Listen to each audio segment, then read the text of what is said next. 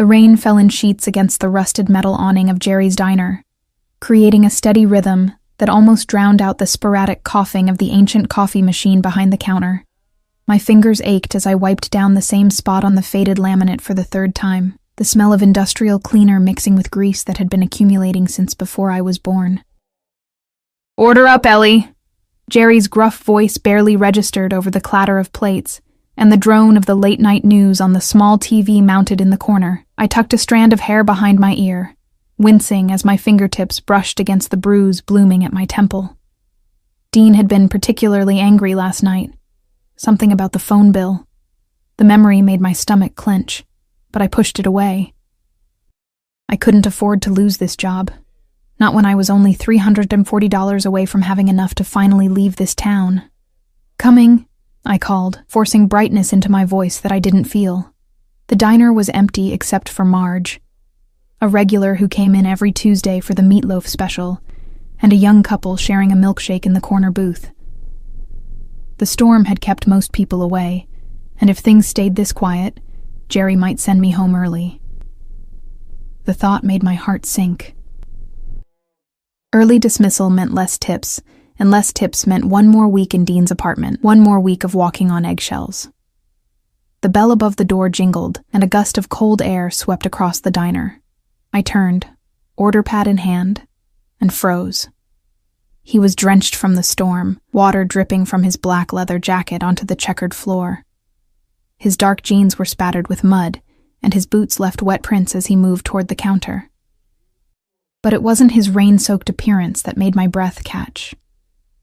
It was the intensity in his eyes, deep brown, and somehow both cold and burning at once, as they locked with mine. Something primitive in my brain whispered danger, even as my body betrayed me with a flash of heat. Coffee. Black. His voice was low, graveled, like he didn't use it often. I nodded, suddenly aware of how threadbare my uniform was, how the fluorescent lights must be highlighting the shadows under my eyes. I turned away quickly, grateful for the excuse to break that unsettling eye contact. As I poured his coffee with trembling hands, I heard the soft squeak of a leather stool as he sat at the far end of the counter. From the corner of my eye, I could see him surveying the diner with methodical precision, his gaze lingering on each exit before returning to rest on my back. I felt the weight of that stare like a physical touch. When I placed the mug in front of him, his fingers brushed against mine. Intentionally, I was sure. An electric current raced up my arm. "Thank you." He didn't smile, but something in his expression softened almost imperceptibly. "Bad night to be on the road. We don't get many travelers during storms like this," I replied, fighting the urge to fidget under his scrutiny. "Especially not on bikes." His eyebrow quirked. "How'd you know I ride?" I gestured to his jacket, the telltale scuffing at the elbows. "That's not just a fashion statement." A ghost of a smile touched his lips, transforming his face from merely handsome to devastating. "Observant." A sudden crack of thunder made me jump, and in the brief moment the lights flickered, I caught the glint of something metallic beneath his jacket. My heart stuttered. A gun? Or was my imagination working overtime after too many late-night crime shows? "You okay?" he asked, and I realized I'd been staring. "Fine," I lied, retreating behind the counter. Just jumpy from the storm, the couple in the corner booth waved for their check, and I gratefully escaped his presence. As I processed their payment, I felt his eyes follow me, assessing, calculating. When they left, the bell's cheerful jingle seemed at odds with the tension that had settled over the diner. Jerry emerged from the kitchen, wiping his hands on his stained apron. "Storm's getting worse. Weather Channel says it'll be like this all night. You might as well head home, Ellie. Not gonna be any more customers in this mess." Panic fluttered in my chest. Home meant Dean, probably drunk by now, waiting to unleash whatever frustrations his day had brought. "I can stay," I offered quickly. "Finish the closing checklist early." Jerry's eyes flicked to the stranger at the counter, then back to me with a frown. "You sure? I can handle him if you want to go." I shook my head. "It's fine. Really, the truth was, I'd rather take my chances with the mysterious biker than face Dean tonight. At least here, In the fluorescent-lit diner with its streaked windows and chipped mugs, I could pretend to be someone else, someone stronger, someone who didn't flinch at sudden movements. Jerry disappeared into the back office with a shrug, and Marge left soon after, leaving just me and the stranger in the rain-soaked quiet. I busied myself with mindless tasks, refilling salt shakers, wiping down menus, anything to avoid further interaction. But when I turned from the supply shelf, he was standing at the register, coffee mug empty. "What do I owe you?" he asked, and I noticed for the first time the faint accent underlying his words. Something European maybe, Italian or Spanish, smoothed by years in America but still detectable. "On the house," I replied. "It's just coffee." He studied me, and I had the distinct impression I was being dissected, catalogued. Generous. "It's nothing." I waved away his thanks, but he caught my wrist, turning it gently to expose the angry fingerprint bruises circling it like a bracelet. "This doesn't look like nothing." His voice remained even, but something dangerous flashed in his eyes. I jerked my hand back, tugging my sleeve down. "I'm clumsy," I mumbled, the familiar lie bitter on my tongue. "Is that what he tells you to say?" My eyes snapped up to his face, shock replacing embarrassment. "I don't know what you're talking about. I think you do." He placed a $100 bill on the counter. "For the coffee." "I can't." I started to protest, but he cut me off. "You can, and you will." There was no room for argument in his tone. It wasn't threatening exactly, but it carried the absolute certainty of someone accustomed to being obeyed. Before I could respond, a deafening crack split the air, and the diner plunged into darkness. The storm had taken out the power. "Shit," I muttered, fumbling behind the counter for the flashlight Jerry kept for emergencies. My fingers closed around it just as a hand wrapped around my upper arm, and I let out a startled yelp. "Easy." The stranger's voice came from directly beside me. "It's just me." My heart hammered against my ribs as I flicked on the flashlight, illuminating his face in harsh relief. This close I could smell him, leather and rain and something expensive beneath it all. His proximity made it hard to breathe. "Do you have somewhere to stay tonight?" he asked, and for a wild moment, I thought he was propositioning me. "I have an apartment," I said carefully. "With the man who did that to your wrist? And this?" His fingers hovered near the bruise at my temple, not quite touching. I swallowed hard. "It's complicated. It usually is." A wry smile curved his lips. "My bike won't start. I checked it before coming in. Something's wrong with the electrical system." I frowned, confused by the abrupt change in topic. "There's a motel about 5 miles down the highway." "In this storm? On foot?" He shook his head. "Is there anywhere closer?" The only place within walking distance was Mrs. Holloway's boarding house, but she'd closed it last winter after her hip replacement. The building stood empty now, awaiting renovation that would probably never come. "No," I admitted, "nothing close." Jerry emerged from the back office, flashlight beam bouncing wildly. "Power's out all over town according to the emergency radio. They're saying lines are down everywhere. Could be days." He looked between us, suspicious. "Everything okay out here?" "Fine," I said quickly. "Just discussing accommodation options for our guest." "Well, he can't stay here," Jerry grumbled. "Insurance won't cover it." I bit my lip. The thought of sending anyone out into that storm, even a stranger who set off every warning bell in my head, seemed cruel. I hesitated, already regretting what I was about to offer. "My neighbor has a spare room. She's away visiting her daughter. She gave me a key to water her plants. I'm sure she wouldn't mind if you stayed there tonight." It was a lie. Mrs. Peterson would absolutely mind, but she wouldn't be back until Sunday. By then, the storm would be long gone, and so would he. The stranger's eyes narrowed slightly, as if he was trying to determine if I had an ulterior motive. Finally, he nodded. "That's very kind." Jerry looked like he wanted to object, but just sighed instead. "You be careful, Ellie. I mean it." He turned to the stranger. "And you. I've got her license plate memorized, just so you know." The implied threat would have been laughable coming from Jerry, who was 67 with a bad back. against this man who radiated coiled danger. But the stranger merely inclined his head in acknowledgement. "I'll get my jacket," I said, disappearing into the back room to collect my things. As I grabbed my worn purse and threadbare coat, I caught sight of my reflection in the small mirror hanging on the wall. Pale face, dark circles under my eyes, hair pulled back in a practical ponytail. I looked exactly like what I was, a tired waitress with too many problems and not enough solutions. What was I doing? Offering shelter to a man who was clearly dangerous, a man who carried a concealed weapon and looked at me like he could see every secret I'd ever tried to hide. But the alternative was going home to Dean. And somehow that seemed far more terrifying tonight. When I returned, the stranger was waiting by the door, his broad shoulders blocking most of the view of the storm outside. He held the door open for me, and as I passed him, I caught a whiff of that scent again, masculine and expensive. "I'm Ellie, by the way," I said, raising my voice to be heard over the howling wind as we stepped outside. He hesitated for a fraction of a second. "Nick." It was a lie. I was certain of it, but I nodded anyway. We all had our secrets, and tonight, I was collecting one more. What I didn't know then, as we ran through the rain toward my ancient Honda with its rusted fenders and temperamental heater, was that this simple act of kindness would shatter the fragile scaffolding of my existence.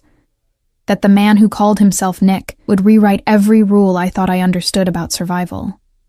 And that by morning, nothing in my life would ever be the same again.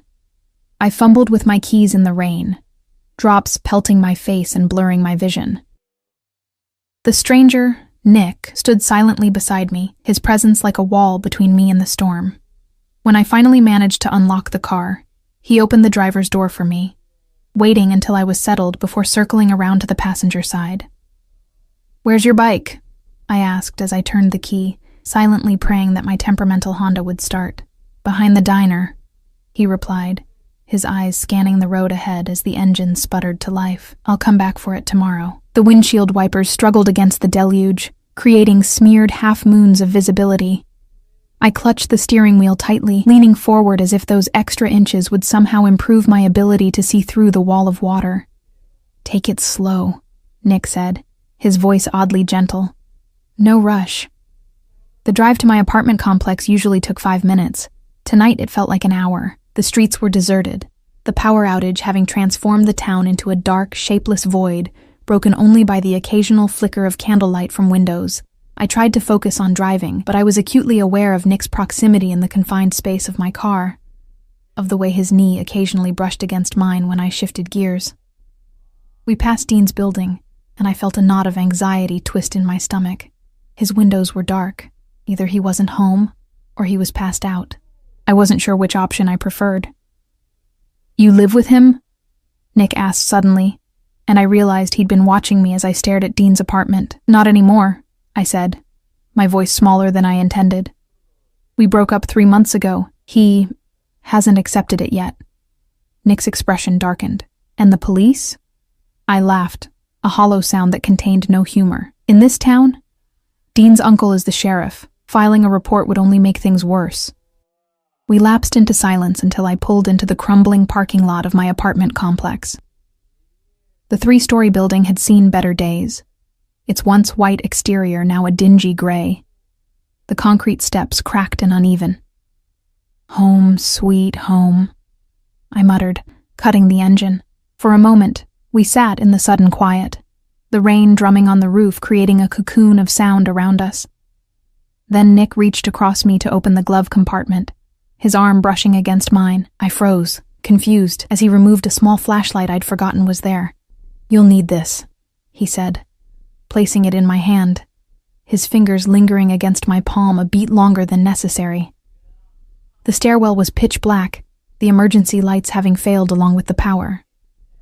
I led the way, the narrow beam of the flashlight illuminating just enough of the steps to prevent us from tripping. The air smelled of mildew and someone's attempt to mask it with cheap air freshener. My apartment was on the 3rd floor at the end of the hallway. As we approached, I fumbled with my keys again, suddenly self-conscious about the state of my home. It was clean. I was fanatical about that, but it was sparse, with second-hand furniture and bare walls. I'd never bothered to decorate, treating the place as the temporary solution it was meant to be. Mrs. Peterson's apartment is across the hall, I explained as I unlocked my door. Let me just grab her key. I stepped into my darkened apartment, acutely aware of Nick hovering in the doorway. I didn't invite him in, and he didn't presume, standing with one shoulder against the frame as I navigated by flashlight to the kitchen drawer where I kept spare keys. When I returned, key in hand, he was gone. Panic surged through me for a reason I couldn't articulate. I stepped into the hallway, calling his name softly, only to find him standing at the end of the corridor, peering down the stairwell. "Everything okay?" I asked. He turned, expression unreadable in the dim light. "Fine. Thought I heard something." My skin prickled with unease as we crossed to Mrs. Peterson's apartment. The key stuck in the lock, requiring a specific jiggling technique that Mrs. Peterson had demonstrated when she'd asked me to water her countless plants. "Sorry," I muttered, cheeks warm with embarrassment as I struggled with the door. "It's tricky." When the lock finally gave way, I pushed the door open and stepped aside to let Nick enter. Mrs. Peterson's apartment was a mirror image of mine in layout, but that's where the similarities ended. Where my place was sparse, hers was cluttered with a lifetime of collectibles, porcelain figurines, framed photographs, embroidered pillows. The air smelled of potpourri and something else, a lingering hint of the lavender perfume she always wore. I handed Nick the flashlight. "Bathroom's down the hall on the left. There's probably food in the fridge, though it might start to spoil without power. The bedroom's at the end of the hall." He took the flashlight, his fingers brushing mine again. "And where will you be?" "Across the hall," I replied, unsure why his question made my heart rate quicken. His eyes held mine in the dim light. "Alone?" "Yes." He nodded, seeming satisfied with this answer. "Thank you, Ellie, for your kindness." It was such a formal way of expressing gratitude, oddly old-fashioned, and it took me aback. "It's nothing," I mumbled, backing toward the door. "Good night." I retreated to my apartment, locking the door behind me and sliding the chain into place. For several minutes I stood in the darkness, listening to the rain against the windows and my own ragged breathing. What had I been thinking? Bringing a stranger home, a man who carried a concealed weapon and looked at me like I was a puzzle he was determined to solve. But there was something about him, something beyond the dangerous aura and penetrating gaze, that had compelled me to help him. A flicker of recognition, perhaps, of one damaged soul identifying another. I changed into sweatpants and an oversized t-shirt by the meager light coming through my bedroom window, then crawled under the covers, too exhausted to bother with finding candles. Sleep should have come easily after the long shift, but my mind raced, replaying every interaction with Nick, analyzing his expressions, his careful words. I must have drifted off eventually, because the next thing I knew, I was jerking awake to the sound of my front door rattling in its frame. For a disoriented moment, I thought it was part of a dream. Then it came again, the distinctive sound of someone testing the lock. My blood turned to ice as a key scraped in the door. There was only one person besides me who had a key to my apartment. Dean. I scrambled out of bed, my heart pounding so hard I could feel it in my throat. The chain would hold. It had to. But Dean, in a drunken rage, was capable of breaking it. He'd done it once before, leaving splinters in the doorframe that I'd carefully repaired, painting over the damage as if erasing the evidence could somehow erase the memory too. The door shuddered as he pushed against it, the chain going taut. "Ellie!" His voice, slurred and angry, confirmed my fears. "I know you're in there. Open the goddamn door." I backed away, searching frantically for my phone, before remembering it was still in my purse by the front door, too close to him. "Go away, Dean," I called, trying to keep my voice steady. "It's over. We've been over for months." "Your car's in the lot," he growled, rattling the door harder. "Who's with you? Is that why you won't let me in?" Terror closed my throat as the chain strained against his weight. It wouldn't hold much longer. I lunged for my bedroom window, thinking wildly that I could climb out onto the fire escape, but it was stuck, swollen from years of humidity and neglect. I shoved against it with desperate strength, just as I heard the sickening crack of the chain breaking. Heavy footsteps crossed my living room. "Where is he?" Dean demanded, his voice closer now. "Where's the guy you're fucking?"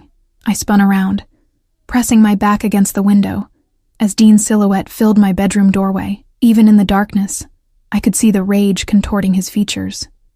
He reeked of whiskey and stale cigarettes. "There's nobody here," I said, hating the tremor in my voice. "I'm alone." He lurched forward, grabbing my arm so hard I knew it would bruise. "Liar. I saw you at the diner. With him." I twisted in his grip, panic making me stronger than usual. "He was just a customer. Let me go, Dean, you're hurting me." His other hand tangled in my hair, yanking my head back. "You think I'm stupid? You think I don't know when my girl is—" "She's not your girl." The new voice, cold, precise, cut through the room like a blade. Dean froze, his fingers still painfully twisted in my hair. Nick stood in the doorway of my bedroom, his silhouette darker somehow than the shadows around him. He'd changed clothes. The leather jacket was gone, replaced by what looked like an expensive suit jacket, the white shirt beneath it gleaming faintly in the darkness. "Get out," Dean snarled, releasing me to turn toward the intruder. "This is between me and my girlfriend." "Ex-girlfriend," Nick corrected, his tone conversational despite the menace radiating from him. "And I think she asked you to leave." Dean laughed, a harsh, ugly sound. "Who the fuck do you think you are? This is my town, asshole. You don't want to mess with me." In the dim light filtering through my window, I saw Nick smile. It wasn't a pleasant expression. It was the smile of a predator who had just spotted particularly easy prey. "On the contrary," Nick said softly, "you don't want to mess with me." Something in his voice must have finally penetrated Dean's alcohol-fogged brain, because he hesitated, swaying slightly on his feet. "Dean, please," I whispered, seizing the moment of uncertainty. "Just go. I'll talk to you tomorrow when you're sober." He glanced back at me, conflict evident in his expression. For a moment, I thought he might actually listen. Then his face hardened, and he turned back to Nick, fists clenching. "You think you can come into my town and—" He never finished the sentence. Nick moved with shocking speed, closing the distance between them in what seemed like a single fluid step. There was a dull thud, a choked gasp, and then Dean was on his knees, one arm twisted behind him at an unnatural angle, Nick's hand clamped over his mouth. "Listen carefully," Nick murmured, his lips close to Dean's ear, voice so low I had to strain to hear it. "If you ever touch her again, if you so much as look in her direction, I will find you. And what happens next will make this seem like a loving caress. Nod if you understand." Dean nodded frantically, eyes bulging with pain and fear. "Good." Nick released him with a shove that sent Dean sprawling onto the floor. "Now get out." Dean scrambled to his feet, holding his injured arm against his chest. He backed away, eyes darting between Nick and me, face pale with shock and dawning sobriety. "You're fucking crazy," he spat, but the bravado was gone from his voice, replaced by genuine fear. "Perhaps," Nick agreed pleasantly. "Would you like to test the theory?" Dean turned and fled, his footsteps pounding down the hallway and stairs. The silence that followed was deafening. I stood frozen by the window, my entire body trembling with adrenaline and residual fear. Nick remained motionless in the center of my bedroom, his back to me, head slightly tilted as if listening for Dean's return. "Are you hurt?" he asked finally, turning to face me. I shook my head, then realized he probably couldn't see the gesture in the darkness. "No." "Thank you." He moved closer, and I tensed involuntarily. He stopped immediately, respecting the boundary. "He won't bother you tonight," he said. "But tomorrow, when he's had time to nurse his wounded pride and ego, he might return with reinforcements." The thought sent fresh fear coursing through me. His uncle will not be a problem. The certainty in Nick's voice was both reassuring and terrifying. Who was this man who could make such claims with such confidence? "How did you know?" I asked. "That he was here?" "I heard him in the hallway." Nick's voice softened slightly. I was concerned. Concerned was such a mild word for whatever had brought him across the hall with such lethal precision. I hugged myself, suddenly aware of how exposed I felt in my thin t-shirt and sweatpants. "Your door is broken," Nick observed. "You can't stay here tonight." I laughed. a brittle sound edged with hysteria. I don't have anywhere else to go. Yes, you do. He held out his hand. Grab what you need. You're staying in Mrs. Peterson's spare room. I should have protested. Should have thanked him for his help and insisted I would be fine, but the thought of spending the night alone in an apartment with a broken door, jumping at every creak and shadow, was unbearable. So I nodded, gathering a change of clothes and my phone while Nick waited in the living room. When I emerged, he was standing by the front door, examining the splintered wood where the chain had ripped free. I'll fix this tomorrow, he said, as if repairing a stranger's door was the most natural thing in the world.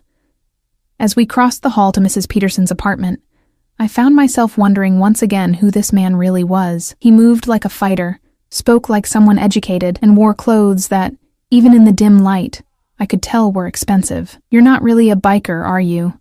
I asked as he unlocked Mrs. Peterson's door. He glanced at me, something like amusement flickering in his eyes. What makes you say that? The suit, for one thing, the way you move, the way you talk. I gestured vaguely at him. All of it. He pushed the door open, stepping aside to let me enter first. People are rarely what they first appear to be, Ellie. It wasn't an answer, but I was too exhausted to press for more. The adrenaline was fading, leaving behind a bone-deep weariness that made my limbs feel leaden. Nick showed me to the spare bedroom, a small space dominated by a twin bed and more of Mrs. Peterson's knickknacks. Try to rest, he said, lingering in the doorway. We'll figure things out in the morning. There was something comforting about the way he said we, as if my problems had somehow become our problems. As if he hadn't just wandered into my life hours ago, a stranger in a storm. Nick? I called softly as he turned to leave. Who are you, really? He paused, his silhouette sharp against the hallway shadows. For a long moment, I thought he might actually tell me the truth. Instead, he simply said, someone who recognizes a cage when he sees one. With that cryptic response, he disappeared down the hallway, leaving me alone with more questions than answers, and the strangest feeling that my life had just veered onto a path I had never anticipated, one that would either lead to salvation or destruction. And the most frightening part was that, in that moment, I didn't care which it would be. I woke to sunlight streaming through unfamiliar curtains. For a disoriented moment, I couldn't remember where I was or why the air smelled of lavender and dust instead of my usual discount fabric softener. Then the events of the previous night crashed over me. The storm, Nick, Dean's intrusion, and my hasty relocation to Mrs. Peterson's spare room. Sitting up, I checked my phone. It was already past 9. I'd slept later than I had in years. Outside, the storm had cleared, leaving behind a brilliant blue sky visible through the window. The power was still out. The digital alarm clock on the bedside table remained dark and silent. I dressed quickly in the clothes I'd grabbed the night before, jeans and a faded blue sweater, and ran my fingers through my tangled hair, wishing I'd thought to bring a brush.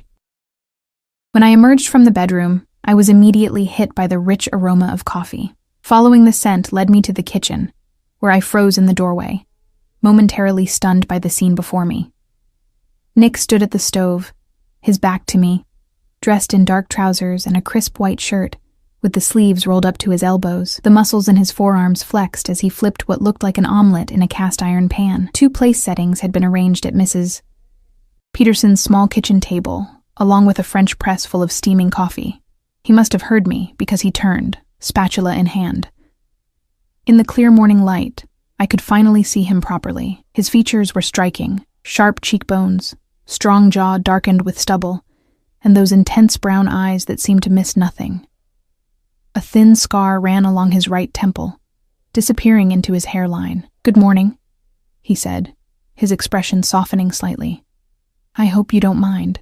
I found supplies and thought you might be hungry." "Where did you get coffee?" I asked, still hovering in the doorway. "The power's still out." He nodded toward a small camping stove set up on the counter. "I always keep emergency equipment in my bag. Useful in situations like this." Of course he did. Somehow it didn't surprise me that this man who radiated preparedness and control would have a contingency plan for power outages. "Come sit," he said, gesturing to the table with the spatula. "It's almost ready." I slipped into one of the chairs, still feeling like I'd stepped into someone else's life. Nick poured coffee into a mug and slid it toward me, then returned to the stove. "I fixed your door this morning," he said casually, as if repairing broken doors for strangers was something he did every day. "It's not perfect, but it should hold now." "You didn't have to do that," I said, wrapping my hands around the warm mug, "but thank you." He shrugged, plating the omelet and bringing it to the table. "I told you I would." The omelet was perfect, fluffy eggs filled with cheese, peppers, and what tasted like herbs from Mrs. Peterson's windowsill garden. I couldn't remember the last time someone had cooked for me. "This is amazing," I said after the first bite. "Where did you learn to cook like this?" A ghost of a smile touched his lips. "My grandmother. She believed a man should know how to feed himself properly." I tried to picture him as a boy, learning to cook at his grandmother's side, but the image wouldn't form. It seemed impossible that this dangerous, controlled man had ever been a child. "Your accent," I said, curiosity getting the better of me. "Where are you from originally?" He took a sip of his coffee, considering me over the rim of the mug.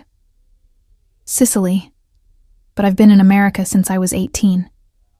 The admission surprised me, not the origin itself, but the fact that he'd answered truthfully. Or at least, I thought it was the truth. Something about the way he said it felt genuine. "What brought you here?" I asked, emboldened by his openness. "Family business," he replied, his tone making it clear that particular avenue of conversation was closed. We ate in silence for a few minutes, the only sound the occasional clink of forks against plates. It should have been awkward, sharing breakfast with a virtual stranger in a borrowed apartment, but somehow, it wasn't. There was an ease between us that defied explanation. "What's your plan, Ellie?" he asked finally, pushing his empty plate aside. I frowned, confused. "Plan?" "For Dean. For your life here." His gaze was steady, assessing. "You were saving to leave, yes? How much more do you need?" The fact that he'd deduced this, that he'd been paying such close attention, sent a shiver down my spine.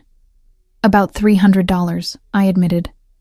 "But I don't see how—" "I can give you that," he interrupted. "More, if you need it." My spine stiffened. "I don't want your money." Something like respect flickered in his eyes. "Pride, I understand. But consider it a loan, if that makes it easier." I shook my head, pushing back from the table. "You don't even know me. I know enough." He leaned forward, his gaze intent. "I know you work hard. I know you're kind. You helped a stranger in a storm. I know you're trapped in a situation that's slowly killing you." He gestured to the fading bruise at my temple. "And I know what it's like to need an escape route." That last part caught me off guard. What had this man, who exuded power and confidence, ever needed to escape from? Before I could formulate a response, there was a sharp knock at the door. Nick's entire demeanor changed in an instant, his body tensed, hand moving reflexively toward his waistband, where I suspected his gun was concealed. "Are you expecting anyone?" he asked, voice dropping to a near whisper. I shook my head, fear clenching my stomach. Had Dean returned? Perhaps with his uncle in tow? Nick motioned for me to stay seated, then moved silently to the door, positioning himself to the side of it rather than directly in front. "Who is it?" he called, his voice neutral. "Ellie? You in there?" Jerry's familiar gravelly voice came through the door. "It's Jerry from the diner." Relief washed over me. "It's okay," I told Nick. "He's my boss." Nick nodded but remained vigilant as he opened the door, blocking most of the entrance with his body. Jerry stood in the hallway, looking uncomfortable and out of place in his faded plaid shirt and worn jeans. His eyes widened slightly at the sight of Nick, then darted past him to find me. "Hey, Ellie," he called. "You okay? Power's still out all over town. They're saying it might be another day or two."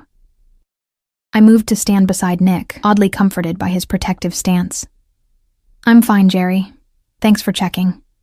Jerry shifted his weight, clearly uneasy. "Listen, I just wanted to let you know that Dean came by the diner this morning looking for you. He was... well, he didn't look good. Arm in a makeshift sling, face all bruised up." Nick remained impassive, but I felt the tension radiating from him. "He was saying some pretty wild stuff," Jerry continued, glancing nervously at Nick. "About your friend here. Said he attacked him last night. That's not what happened," I said quickly. Dean broke into my apartment. He was drunk and he grabbed me. Nick just intervened. Jerry nodded, not looking surprised. Figured it was something like that. But here's the thing. Dean's uncle was with him, Sheriff Wallace. They're talking about pressing charges. His eyes flicked to Nick again. Assault. Maybe worse. My blood ran cold. Sheriff Wallace had made it clear in the past that he considered me the source of his nephew's problems, not the other way around. If he decided to target Nick, "Thank you for the warning," Nick said, his tone formal but not unfriendly. "We appreciate it." Jerry hesitated, then leaned closer, lowering his voice. "Look, I don't know what's going on here, and I don't want to. But Dean's bad news, Ellie, always has been, and his uncle's worse. If they're gunning for your friend," he trailed off, the implication clear. "Anyway, just wanted you to know. Diner's closed till the power's back, so take a couple days. Paid leave." This last part was so unexpected that it took me a moment to process. Jerry had never offered paid leave before, not even when I'd had the flu so badly I could barely stand. "Thanks, Jerry," I said, genuinely touched by his concern. After Jerry left, Nick closed and locked the door, his expression thoughtful. "He's afraid," Nick observed. "Not just of Dean and the sheriff. Of me." I blinked, surprised by the assessment, but realized he was right. There had been an undercurrent of fear in Jerry's demeanor that I'd attributed to concern about Dean. "Why would he be afraid of you?" I asked, studying Nick's face for clues. "He doesn't know you." Nick's smile was thin. Sometimes people recognize danger even when they can't name it. A chill ran down my spine at his words, but before I could pursue the topic, my phone rang. I glanced at the screen and felt my heart skip a beat. It was Mrs. Peterson. "Hello?" I answered, trying to keep the panic from my voice. "Ellie, dear." Mrs. Peterson's cheerful voice came through the speaker. "How are you? How are my plants holding up in this dreadful weather?" I swallowed hard, glancing around her apartment that was currently being occupied by a strange man and myself. "They're fine, Mrs. Peterson, but listen, I need to tell you something." "Oh, that's not why I called," she interrupted. "I'm staying with Judith longer than expected. Her husband has to go away on business, and she asked if I could help with the grandchildren for another week.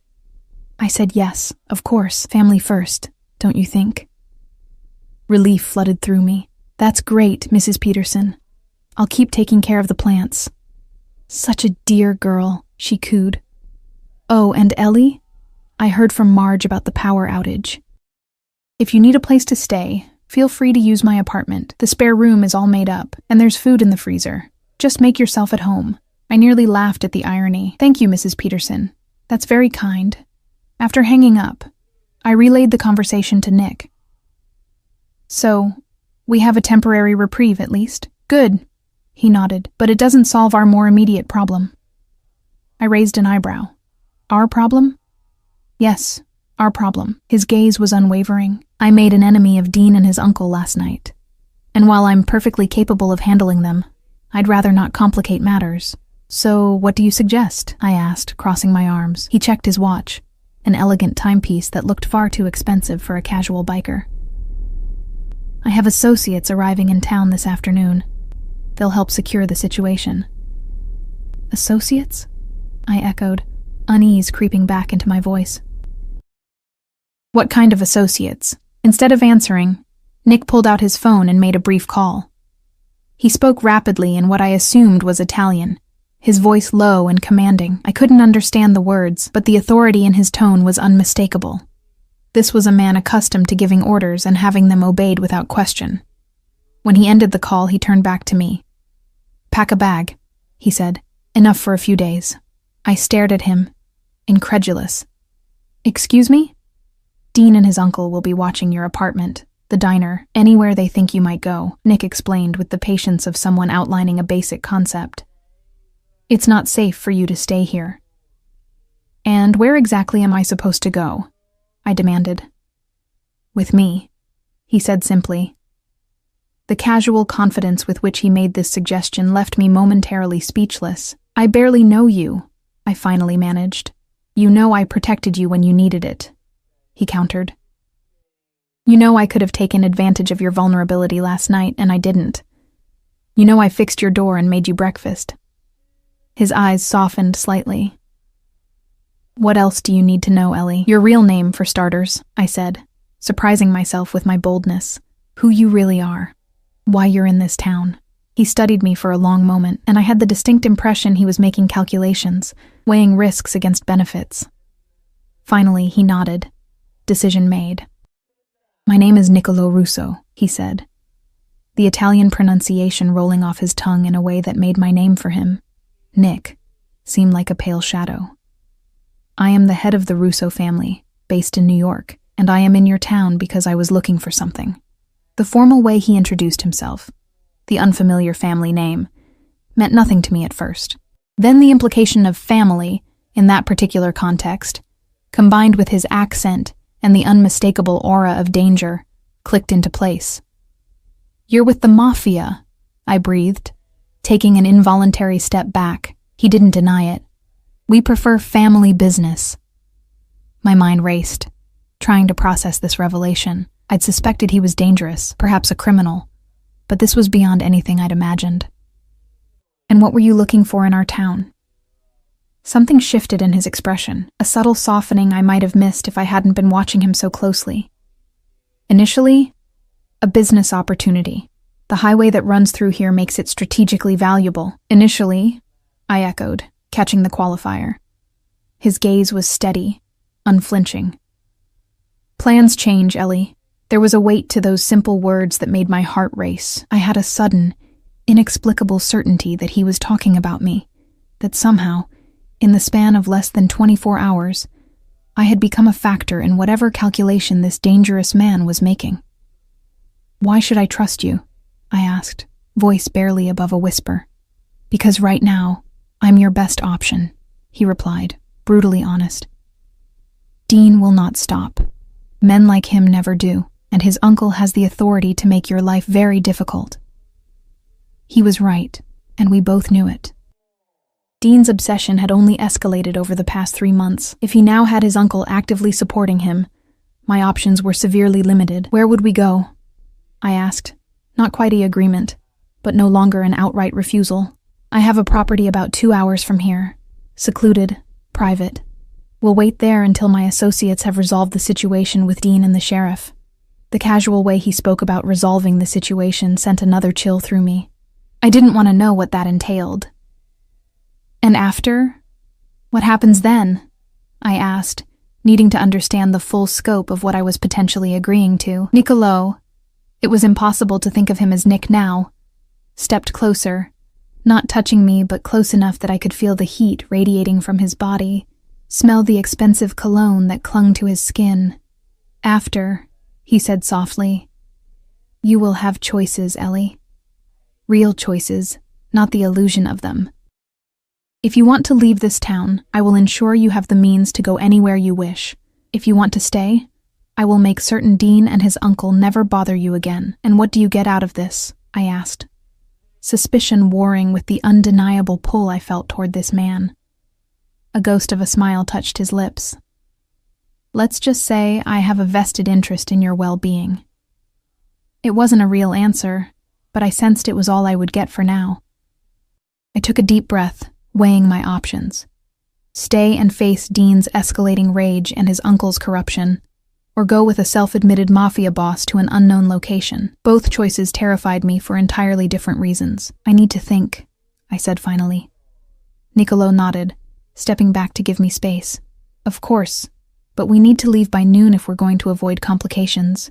I retreated to the spare bedroom, closing the door and leaning against it, my thoughts in turmoil. What was I even considering? Running away with a man who had casually admitted to being a crime boss? It was madness, and yet, the memory of Dean's hands on me, of the terror that had become so familiar it was almost mundane, rose in my mind. I was already living in fear. At least Niccolo's danger was honest, declared rather than hidden behind false claims of love and protection. There was something else too, something I was reluctant to admit even to myself. In the brief time I'd known him, Niccolo had shown me more consideration and respect than Dean had in our entire relationship. He'd protected me without trying to own me, helped me without demanding gratitude. I sank onto the bed, my gaze falling on a framed photograph on the nightstand. Mrs. Peterson as a young woman, radiant in a wedding dress beside a handsome man in uniform. They were both beaming, frozen in a moment of perfect happiness that had clearly been fleeting, given that Mrs. Peterson had been a widow for as long as I'd known her. Life offered no guarantees, no promises of safety or happiness. All we could do was make choices and hope they led somewhere better than where we started. I stood, decision made, and began to pack. The sleek black SUV pulled up outside Mrs. Peterson's apartment building at precisely noon. I watched from the window as a man in a dark suit emerged from the driver's side and scanned the area with practiced efficiency before opening the back passenger door. Niccolo appeared in the doorway behind me, his presence filling the small room even though he made no sound. "Are you ready?" I nodded, hefting my single duffel bag that contained everything I considered worth taking. Clothes, toiletries, a dog-eared paperback, and the small jewelry box that had belonged to my mother. It was pathetic, really, how little there was to show for my 26 years of life. "We should go," he said, taking the bag from my hand despite my protest. "My men report that the sheriff's car has been circling the block." A knot of anxiety tightened in my stomach, but I followed him down the stairs and into the bright afternoon sunlight. The storm had cleared completely, leaving behind a crisp autumn day that felt incongruously cheerful given the circumstances. The driver, a broad-shouldered man with close-cropped dark hair and watchful eyes, nodded respectfully to Niccolo and gave me a brief, assessing glance before taking my bag and stowing it in the trunk. The interior of the SUV was luxurious, with buttery leather seats and tinted windows that shielded us from view as soon as the doors closed. As we pulled away from the curb, I cast one last look at my apartment building. It had never been a true home, just a way station on my journey to somewhere else. Still, leaving felt momentous, the final severance of the last threads tying me to a life I'd been desperate to escape. "Having second thoughts?" Niccolo asked, watching me closely. I shook my head. "No, just saying goodbye, I guess." He nodded, understanding in his eyes. The first time I left Sicily, I stood on the deck of the ship and watched the coastline disappear. I thought my heart would break. The admission, so unexpectedly personal, surprised me. "Do you ever go back?" "Occasionally, but it's never the same." His expression turned distant. "The place remains, but the life you had there doesn't." We lapsed into silence as the SUV navigated through town.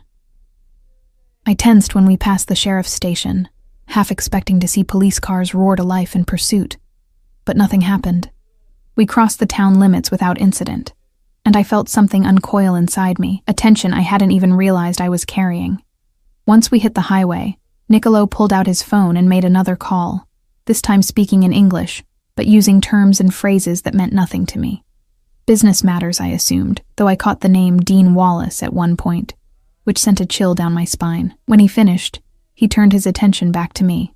"Tell me about your life before Dean," he said, as if requesting a simple fact, rather than delving into my past. I shrugged, uncomfortable with the direct inquiry. "Not much to tell. Small-town girl, dead-end job, bad relationship. Classic story. I doubt anything about you is classic, Ellie," he said, and the certainty in his voice made me flush. "Where is your family?" "Gone," I replied, the words still carrying a sting even after all these years. "My mom died when I was 17. Cancer. Dad couldn't handle it, started drinking. Wrapped his truck around a tree 6 months later." I recited the facts with practiced detachment. "No siblings." Niccolo was quiet for a moment, absorbing this information. "So you've been alone." "I've been surviving," I corrected, a hint of defiance creeping into my tone. His lips curved in that barely there smile. "There's a difference between surviving and living, Ellie." The observation hit closer to home than I cared to admit. I turned to gaze out the window, watching the landscape transform from small-town sprawl to dense forest. We were heading into the mountains, the road winding higher with each mile. "What about you?" I asked after a while, curiosity overcoming my reticence. "You mentioned your grandmother. Do you have other family?" Something darkened in his expression. "My parents died when I was 12. My grandmother raised me until I was old enough to take over the family responsibilities." The clinical way he delivered this information suggested old pain, carefully contained. I have cousins, uncles, aunts. The extended family is extensive. I could only imagine what family responsibilities entailed in his line of work, but I didn't press the issue. Instead, I asked, "Why were you really in town? I can't believe a place like ours would be of any interest to someone like you." He studied me for a long moment, as if deciding how much to reveal. Officially, I was scouting a potential distribution route. Unofficially, he paused, choosing his words carefully. I needed some time away from New York, to think, to clear my head. "What about?" I asked before I could stop myself. His eyes met mine, surprisingly candid. "The future. My future. The family's future." He gestured vaguely. "All of it." I nodded, understanding the weight of expectations and responsibilities all too well, albeit on a vastly different scale. "And did you figure it out, before you got sidetracked by rescuing damsels in distress?" The corners of his eyes crinkled slightly, the closest thing to a genuine smile I'd seen from him. "I believe I did, yes." The way he looked at me made my heart trip over itself, a sensation I hadn't experienced in a very long time. As the SUV continued its ascent into the mountains, my eyelids grew heavy. I hadn't slept well the night before. Despite the relative safety of Mrs. Peterson's apartment, and the gentle motion of the vehicle combined with the warmth of the sun streaming through the window was lulling me toward sleep. "Rest," Niccolo said softly. "We have another hour at least." I wanted to protest, to stay alert and vigilant, but exhaustion won out. The last thing I remembered before drifting off was the sensation of something warm being draped over me, Niccolo's jacket, I realized dimly, and the murmur of his voice speaking quietly in Italian to the driver. When I woke, the quality of the light had changed. The sun was lower in the sky, casting long shadows across a landscape that had transformed completely. We were deep in the mountains now, following a private road that cut through ancient forest. The trees pressed close on either side, creating a natural tunnel of vibrant autumn colors. "Where are we?" I asked, my voice husky with sleep. "Almost there," Niccolo replied. He looked relaxed, one arm stretched along the back of the seat, his posture more open than I'd seen it before. Away from town, away from the complications of Dean and the sheriff. Some of the tension had bled out of him. The road curved sharply, and suddenly the trees gave way to reveal a sprawling property nestled in a natural clearing. The house, mansion would be more accurate, was a blend of traditional and modern architecture, all stone and glass and dark wood. It commanded a stunning view of the valley below, with the mountains rising majestically on the far horizon. "This is yours?" I asked, unable to keep the awe from my voice. "One of several properties," he replied, watching my reaction with what seemed like pleasure. "Do you like it?" "It's beautiful," I admitted, taking in the meticulous landscaping, the infinity pool that seemed to merge with the sky, the careful integration of the structure with its natural surroundings. As we pulled up to the front entrance, the massive wooden doors opened, and a middle-aged woman emerged. She was dressed simply, but elegantly, her silver-streaked dark hair pulled back in a neat bun. "Maria," Niccolo explained as the SUV came to a stop. "She manages the household. She's been with my family since before I was born." Maria greeted Niccolo with obvious affection, speaking rapidly in Italian as she embraced him. Then she turned to me, her keen eyes taking in every detail from my worn jeans to my faded sweater. "Welcome, Miss Ellie," she said, her accent much thicker than Niccolo's. "Mr. Russo has told me you will be our guest. Come, I will show you to your room." I glanced at Niccolo, suddenly uncertain. This was all happening so fast. Less than 24 hours ago, I'd been a waitress in a small-town diner, and now I was standing in front of a mansion with a Mafia boss and his housekeeper. "It's all right," he said, correctly interpreting my hesitation. "Maria will take good care of you. I have some business to attend to, but I'll join you for dinner. Make yourself at home." With that, he disappeared into the house, already on his phone again, leaving me to follow Maria through the imposing entrance. The interior of the house was even more impressive than the exterior. Soaring ceilings, massive windows that framed the spectacular views, artwork that looked like it belonged in a museum. rather than a private home. Maria led me through a series of hallways and up a curved staircase to a wing that she explained contained the guest suites. "Mr. Russo has placed you in the blue suite," she said, opening a door to reveal a room that was larger than my entire apartment. "It has the best view of the sunrise." The blue suite was aptly named. The decor featured various shades of blue, from deep navy to pale ice, creating a calming, oceanic atmosphere. A king-sized bed dominated one wall, while a sitting area with plush armchairs and a fireplace occupied another. Floor-to-ceiling windows opened onto a private balcony that overlooked the valley. "The bathroom is through there," Maria indicated a doorway. "Fresh towels, toiletries, everything you need." "And here," she opened a closet door to reveal a selection of women's clothing, all appearing to be approximately my size. "Mr. Russo arranged for these, in case you needed anything additional." I stared at the clothes, designer labels I recognized but had never dreamed of wearing, then back at Maria. "When did he arrange this? We just decided to come here this morning." Maria's expression was carefully neutral. "Mr. Russo is always prepared for contingencies." The implication that he had somehow anticipated my presence, had prepared for me before I even agreed to come, was both unsettling and strangely flattering. What had he seen in me, in our brief encounter, that made him so certain I would end up here? "Dinner will be at 7 in the main dining room," Maria continued. "I will come to escort you. In the meantime, please make yourself comfortable. There is a library down the hall if you wish to read, or you may explore the grounds. Security has been advised of your presence." With that, she left me alone in the luxurious suite, closing the door softly behind her. I sank onto the edge of the bed, overwhelmed by the sudden turn my life had taken. Part of me wanted to laugh at the absurdity of it all. The small-town waitress swept away by a mysterious mafia boss to his mountain retreat. It was like something out of a novel, too fantastic to be real. Yet it was real. The soft bedding beneath me, the breathtaking view through the windows, the faint scent of pine and wood smoke in the air. All of it was tangible, immediate, present. After a moment of contemplation, I decided to explore. The bathroom was a marvel of marble and glass, with a shower large enough for 4 people and a soaking tub positioned to take advantage of the view. The toiletries were high-end, the towels plush and monogrammed with an elegant R. I took a long, hot shower, washing away the lingering anxiety of the past 24 hours. Afterward, wrapped in a ridiculously soft robe, I examined the clothes in the closet. They were indeed my size, perhaps a touch more form-fitting than I would have chosen, but impeccably tailored and made of fabrics that felt luxurious against my skin.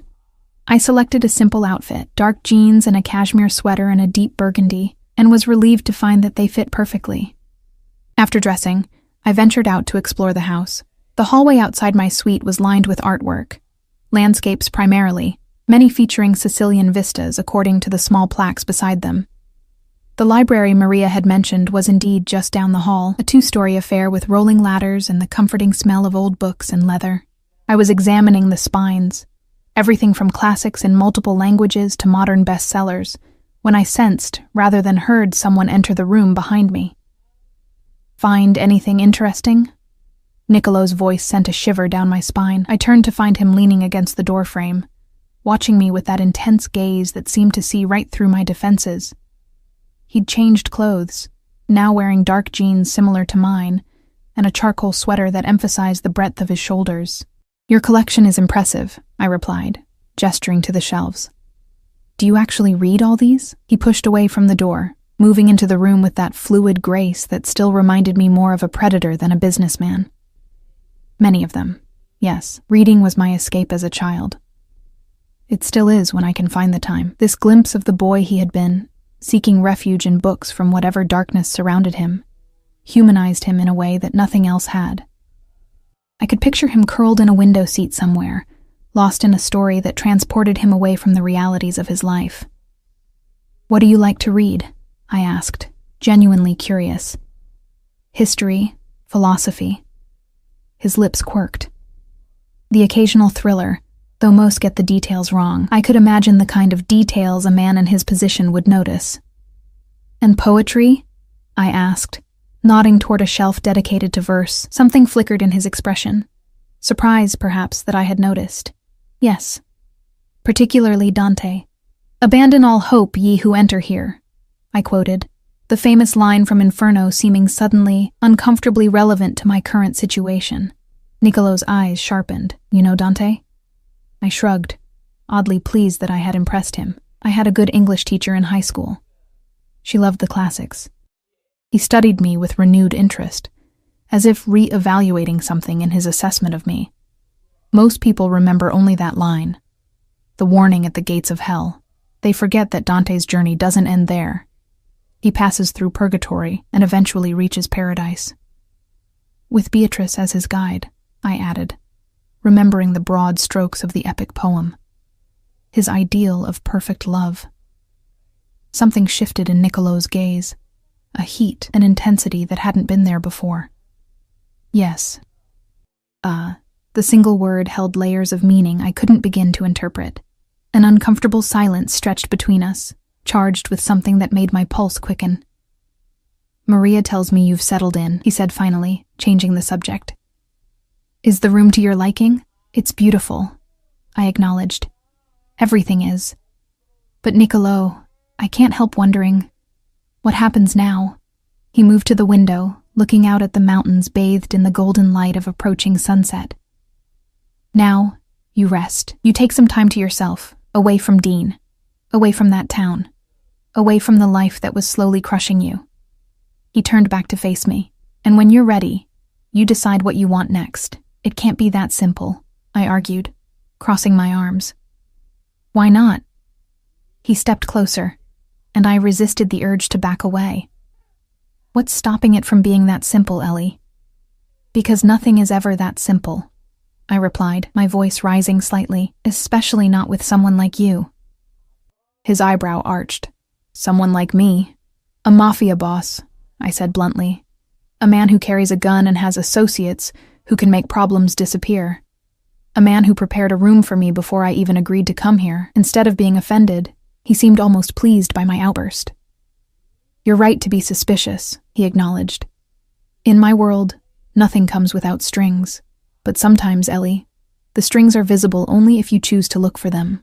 "And if I do look?" I challenged. "What strings would I find attached to all this?" I gestured to encompass the library, the house, the implied protection he was offering. He considered me for a long moment, his expression unreadable. "Dinner will be ready soon," he said finally, sidestepping my question. "Would you like a tour of the grounds before we eat?" I wanted to press him, to demand the answers he was so carefully avoiding giving, but something in his demeanor suggested it would be futile, so I nodded, allowing him to lead me through the house and onto a stone terrace that overlooked the immaculately landscaped grounds. The property was even more extensive than it had appeared from the car. Gardens gave way to orchards, which transitioned to natural woodland. A path wound down to a lake that gleamed like molten gold in the setting sun. The mountains provided a natural barrier, creating a sense of isolation that was both comforting and slightly unnerving. "It's like another world," I murmured, taking in the peaceful beauty of the setting. "That's why I come here," Niccolo said, standing close enough that I could feel the heat of his body. "To remember that there's more to life than business, more to existence than power struggles and territory disputes." I glanced at him, struck by the weariness in his tone. "Do you ever wish you could just walk away from it all?" A sad smile touched his lips. "Every day. And never." The contradiction made perfect sense to me. I understood what it was to be trapped in a life you both resented and clung to, simply because the alternative was too frightening to contemplate. "In my world," he continued, his gaze fixed on the distant mountains, "family is everything. Legacy is everything. I was born into this life, Ellie. It's in my blood, my bones. Walking away would mean betraying not just those who depend on me now, but generations who came before." The weight of that responsibility was evident in the set of his shoulders, the gravity in his eyes. For all his power, for all his wealth, Niccolo Russo was as much a prisoner as I had been in my small-town existence. Just a different kind of cage, gilded with luxury and authority instead of fear and poverty. "I understand," I said softly. And I meant it. Duty is its own kind of prison. He turned to look at me then, genuine surprise flickering across his features. "Most people don't," he said. "They see the surface, the money, the power, the respect. They don't see the cost. I see you," I replied, the words slipping out before I could censor them. Something raw and vulnerable flashed in his eyes, gone so quickly I might have imagined it. He reached out, brushing a strand of hair from my face with a gentleness that belied the strength in his hands. "Yes," he murmured. "I believe you do." The moment stretched between us, fraught with unspoken possibilities. Then the terrace doors opened, and Maria appeared, announcing that dinner was served. The spell broken, Niccolo stepped back, offering his arm with old-world formality. "Shall we?" I placed my hand on his arm, hyper-aware of the solid muscle beneath the soft fabric of his sweater, and allowed him to lead me back into the house. Whatever game we were playing, whatever dance we had begun, I knew with absolute certainty that I was out of my depth. But as we entered the dining room, with its flickering candles and crystal glasses glinting in the warm light, I found I didn't care. For the first time in years, I felt truly alive, and that was worth any risk. Dinner was an experience unlike anything I'd known before. The food was exquisite. A series of Italian dishes prepared by a chef I learned was brought in specially from New York. We ate by candlelight, the power outage in town having no impact on this self-sufficient estate with its own generators. Niccolo was an attentive host, filling my glass with wine from his family's vineyard in Sicily and explaining each course with obvious appreciation for the culinary traditions of his homeland. As we lingered over dessert, a delicate panna cotta that melted on my tongue, I found myself relaxing for the first time in years. The combination of excellent food, fine wine, and Niccolo's surprisingly engaging conversation created an atmosphere that felt almost dreamlike in its perfection. "You're smiling," he observed, watching me over the rim of his wineglass. "It suits you." I touched my lips, surprised to find that he was right. I guess I don't do it very often. "Then we must find more reasons for you to smile," he said, the intensity in his gaze making my cheeks warm. After dinner, we moved to a sitting room where a fire crackled in a massive stone fireplace. The room was more intimate than the formal dining area, with comfortable leather furniture arranged to take advantage of both the fire and the view through the wall of windows. Night had fallen completely now, and the valley below twinkled with distant lights, while the moon silvered the mountaintops. Niccolo poured us each a measure of amber liquid from a crystal decanter. "Sicilian brandy," he explained, handing me a snifter, "from grapes grown on land that has been in my family for 6 generations. I took a cautious sip, savoring the complex flavors that bloomed across my palate: honey, oak, spice, and something indefinable that spoke of sun-drenched hillsides and ancient traditions. "It's beautiful," I murmured. He smiled, pleased by my appreciation. "Like many beautiful things, it requires patience. The best vintages must age for decades." "Is that a metaphor?" I asked, curling my legs beneath me on the sofa. "Perhaps." He settled into an armchair across from me, the firelight casting dramatic shadows across his features. "I've learned that the most worthwhile things in life rarely come easily or quickly." Our conversation meandered through various topics: books we'd read, places he'd traveled, experiences that had shaped us. I found myself opening up more than I had with anyone in years, sharing stories of my childhood, my parents, the dreams I'd once had before life intervened. "You wanted to be a teacher," he said, seeming genuinely interested. "Why didn't you pursue it?" I shrugged, tracing the rim of my glass with my finger. "Money, mostly. After my parents died, there was nothing. I barely finished high school.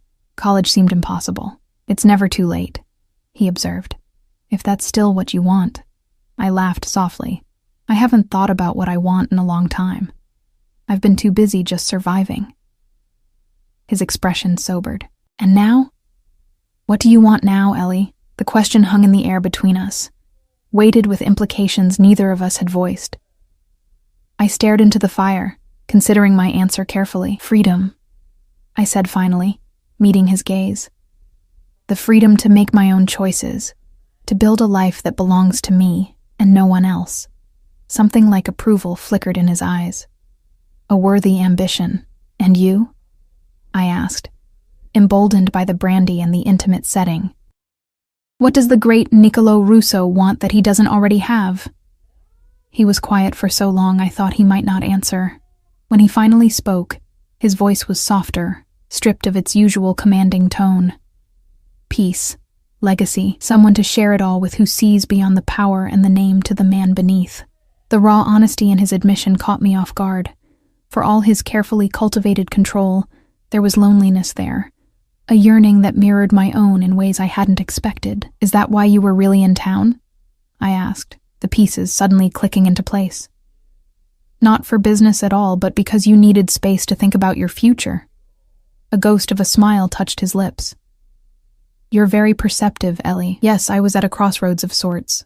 My position, it comes with expectations, responsibilities to the family, the need to secure the future. Through marriage, I guessed, something cold settling in my stomach at the thought.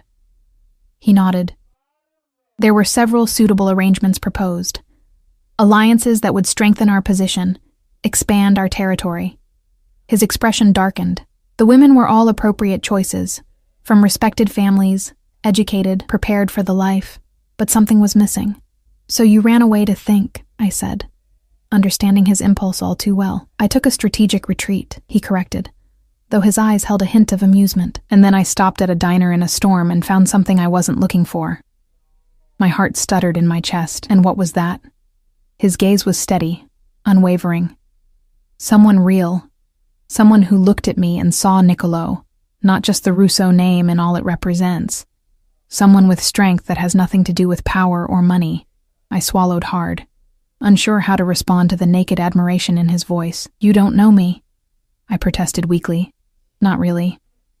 I know enough, he said, echoing his words from our breakfast conversation. I know you've survived things that would break many people. I know you help strangers even when you have nothing to give but kindness. I know you're intelligent, perceptive, and far more educated than your circumstances might suggest. His assessment left me breathless, not because it was flattering, but because it felt true in a way that transcended mere compliments. He saw me, really saw me, in a way no one had bothered to in years. What happens now? I asked. The question that had been hovering between us all day finally finding voice. Niccolo set his glass aside and leaned forward, his elbows on his knees. That depends on you, Ellie. My associates in town will ensure that Dean and his uncle no longer present a threat to you.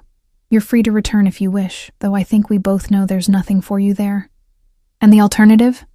I prompted when he paused. Stay, he said simply. Not as a guest, not as someone under my protection, but as a partner.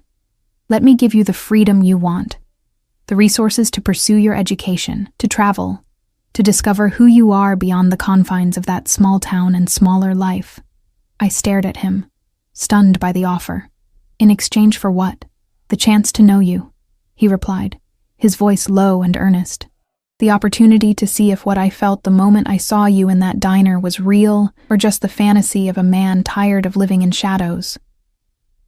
The raw vulnerability in his confession stole my breath. This powerful man, this dangerous man, was offering me everything I'd ever wanted.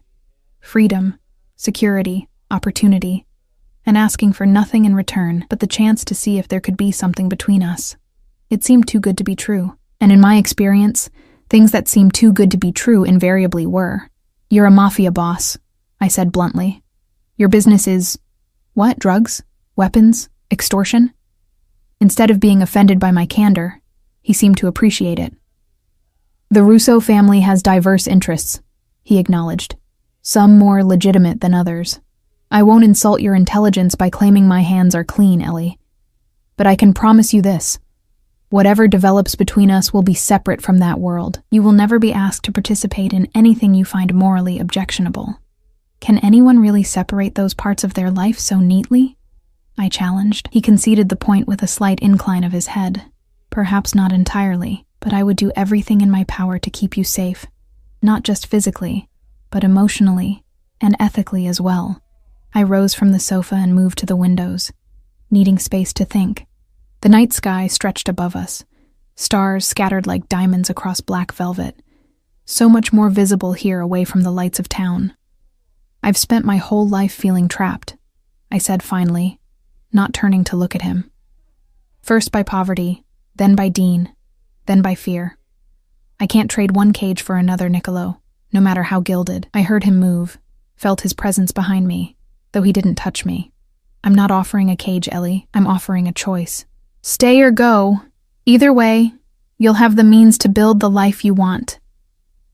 Just like that? No strings attached?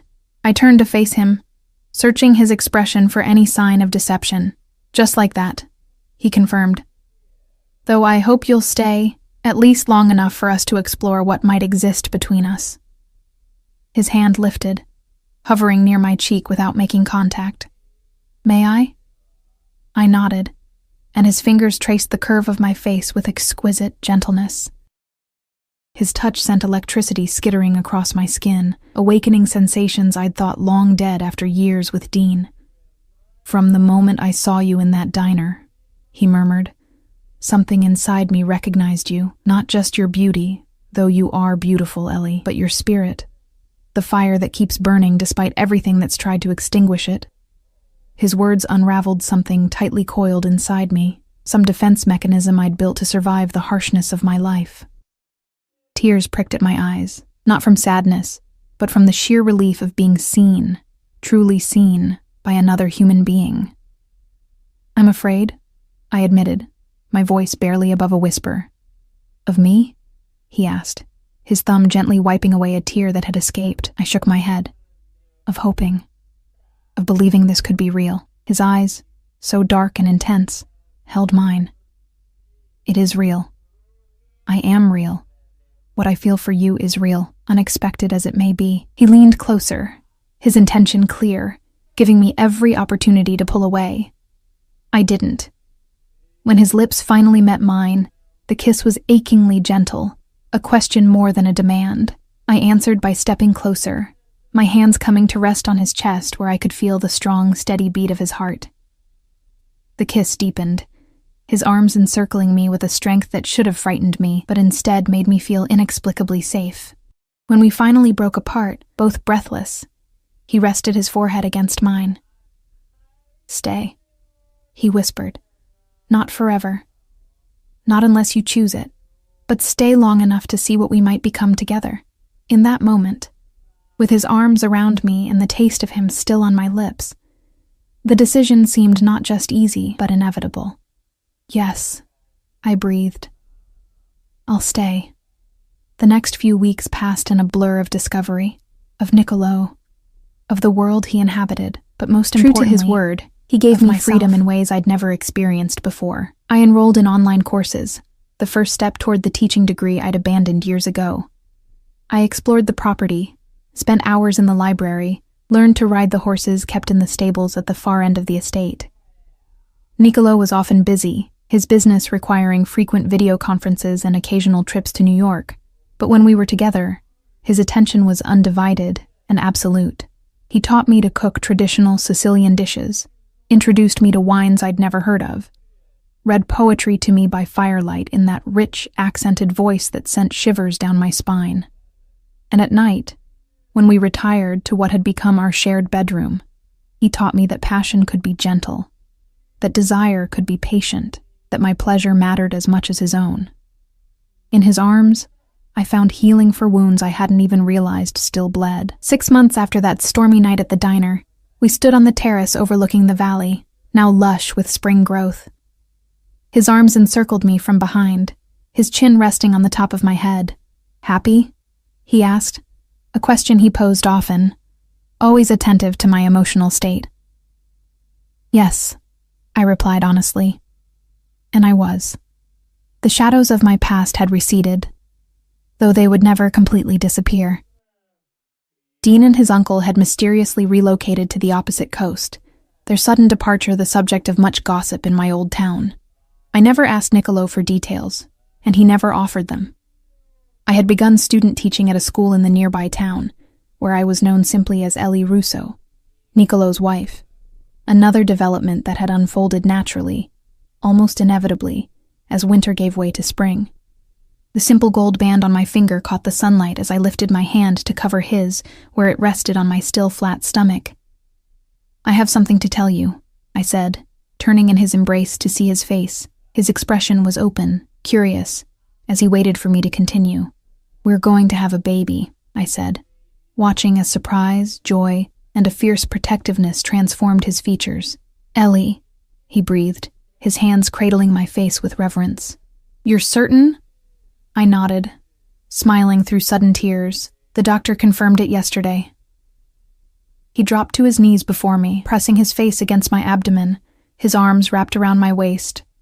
When he looked up, there was such naked emotion in his eyes that it took my breath away. "You have given me everything," he said, his voice rough with feeling. "A love I never thought to find. A family of my own. A future worth fighting for." I ran my fingers through his dark hair, marveling at the journey that had brought us to this moment. From a rain-soaked diner to this sunlit terrace, from strangers to lovers, to partners in the truest sense. "No," I corrected gently. "We gave these things to each other." As he rose to his feet and gathered me in his arms, I thought of that night in the library when he'd spoken of Dante's journey from hell to paradise. My own journey had followed a similar path. From the prison of my life with Dean, through the purgatory of uncertainty and fear, to the paradise I'd found in Niccolo's arms. Not a perfect paradise, not without complications or challenges, but real and mine and freely chosen. And in the end, that freedom to choose was the greatest gift he could have given me.